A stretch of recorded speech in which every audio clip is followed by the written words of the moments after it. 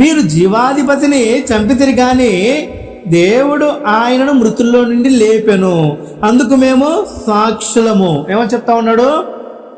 దేవుడు ఆయనని మృతుల్లో నుంచి లేపాడంట. మీరు జీవాధిపతిని చంపితారు కానీ దేవుడు ఆయన్ని మృతుల్లో నుంచి లేపాడు. దీనికి మేము సాక్షులం.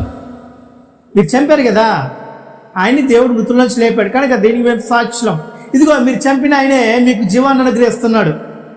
మీరు ఎవరినైతే సిలువకు అప్పగించారో ఆయన్నే నీకు జీవాన్ని అనుగ్రహిస్తా ఉన్నాడు. ఆయన ద్వారానే తప్ప వేరొకరి ద్వారా నువ్వు జీవాన్ని పొందలేవు, అవునా కదా? కనుక ఇక్కడ ఇప్పుడు అపోస్తులైన పేతురు గారు ఇశ్రాయేలు జనాంగాలు తెలియజేశాడు. మీరు సిలువ వేసిన యేసునే దేవుడు ప్రభువుగాను క్రీస్తుగాను నియమించిన చెప్పిన తర్వాత ఇది రూఢిగా తెలుసుకోవాలని చెప్తున్నాడు. రూఢిగా అంటే ఏంటి? దృఢముగా,